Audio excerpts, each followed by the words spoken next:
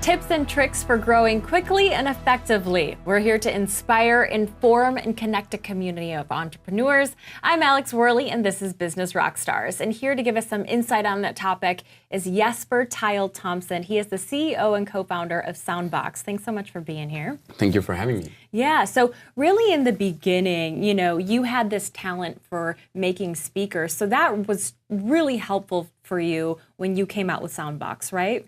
Absolutely. I think what we did in the start was basically that we just built every product ourselves. So we knew that we wanted to scale up to some certain point the first year, but we didn't want to go too high because we wouldn't be able to control it then. So like the first 40 speakers, I built all by hand, along with my co-founder. We just had hammer and nails up in a garage. We just made it work. And then later we just got some of our friends on.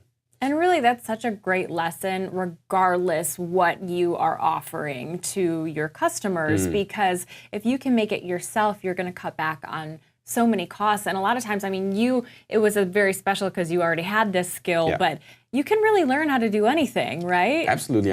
I wasn't born with the skill to create speakers. I just read online how to do it, basically. So that happened to come before you started the business, but you had to learn from somewhere too. Exactly. And I think the fact that we knew how to do everything ourselves also allowed us to do a ton of other things. Like we could do amazing customer service, because if someone had a speaker that broke down, we would just drive straight out to them, even if it was an hour away, fix it right on the spot, and they could go back to their party. So because we didn't have such a high scale of units, and because we could do everything with the product ourselves, we just offer amazing customer service. What were some of the other do-it-yourself skill sets that you had to use and maybe learn as you went? So I think in general, like purchasing parts, like we still got most of our parts from Germany or Denmark or China, even some of them back then. So locating suppliers and figuring that out, I think was something that we did. Then another very unscalable thing that we did was that we did showcases for basically everyone that asked for them. So whenever someone was just mildly interested in the product, we invited them over to our office, showed them the speaker, drank a cup of coffee with them, turned it up, and saw their reaction, and sold the speaker on the spot, really. Cool. So a lot of entrepreneurs have the advice of launch with the minimum viable product, which it sounds like you did. Absolutely. Why is that so important, and what exactly does it mean? In terms of what it means, a minimum viable product is like a product with the minimum features of what the service that you want to give to your customers. And why I think it's so important is, first off, that you can launch much quicker. You don't have to go to market with a perfect product, because what you think might be a perfect product might not be what the customers think are a perfect product. It has to have the function, of course. Yes. That needs to be in place. But a lot of times, that's all they're looking for is the function. But as an entrepreneur, it can be easy. Like, this is my baby. This is my product. I want it to be perfect. Did you have to kind of give yourself permission to not have it be perfect at first? Yeah, definitely. There were some things about, like, the hinge to get into the batteries and stuff like that wasn't exactly perfect, that we wish we could have done better. We wish some things about the sound quality would have been better, but we just said, okay, let's just get to market with this. Everyone who's at the festival will love it because it's loud, it plays for a long time. Everything is as it should be. So even if it wasn't perfect, the customers loved it, and we got to prove to possible investors in the future that we had something here. Yeah, a proof of concept, which really, really helps you in the future versus if you were to take all that time to make it perfect and then try and get investors. Absolutely. How many speakers did you have? How many people were helping you with this? How many customers in the beginning? So in the first year, we sold in total 410 speakers. Okay.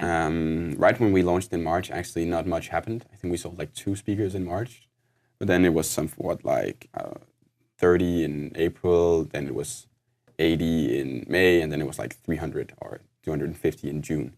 And demand rose so quickly that we suddenly had to get in help.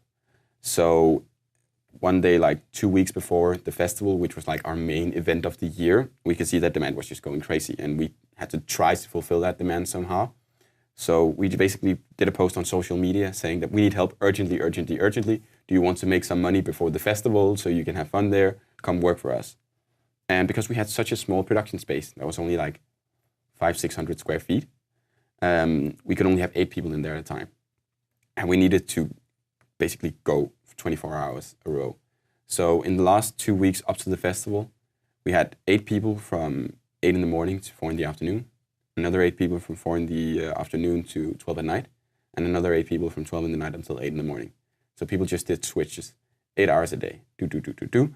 And we also just were always there to lead the production and still had to handle customer support and everything else. So I think that was quite fun.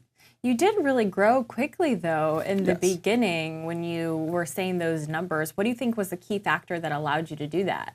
Good Facebook marketing and word of mouth viral effect, I would say. Where were some other areas that you were able to cut corners from an overhead perspective? Because we're so young and because we lived at home with our parents, we didn't have to pay our salary. So That's a benefit for being an entrepreneur when you're young. I can definitely recommend that. Start when you're still living in your parents' basement. It's brilliant. And so I think that was a huge key, of course. We didn't need a salary. We could just stay at home and get our parents' food and just go to work. And other than that, where else did we cut corners? Well, one thing that you mentioned was how you really implemented grassroots marketing. Yeah. So how were you able to do that? I think that was very much giving the customer just a very nice purchase experience. So whenever we heard that someone was just mildly interested in the product, that's when we invited them in. And we hang out with them for 30 minutes, 45 minutes, showcasing them the speaker, offering them a cup of coffee, a soda, something like that. And I don't know, I think we did that 150 times, and 148 times of that it resulted in sales. And people had a really great experience of both the product and the entire purchase process around it, that they just told their friends about it. You built a relationship and a culture around it. Exactly. What other advice do you have for growing in those first couple years? I think that what we did, which was also really nice, was that we kept it quite tight geographically. All of our customers were in Denmark. 80% of them were probably within a 100-kilometer radius. So whenever there was a problem, we could just drive out to them. And we did that. We did everything in our power to do the most amazing customer support. Like, people were in the line to a festival somewhere, we drove out to them even if it was 1.5 hours, fixed the product on the spot or brought a new one to them just to make sure they had a great experience that they could talk with about their friends. So you've probably made a few friends along the way. For sure. That's awesome. So cool. Thank you so much to my guest, Jesper Theil Thomsen. He is the CEO and co-founder of SOUNDBOKS, and we are here to inspire, inform, and connect a community of entrepreneurs. I'm Alex Wehrley, and this is Business Rockstars. This information is given with the understanding that the host nor Business Rockstars is engaged in rendering legal, accounting, business, or other professional advice. Since the details of your situation are unique, you should additionally seek the advice and services of a competent professional.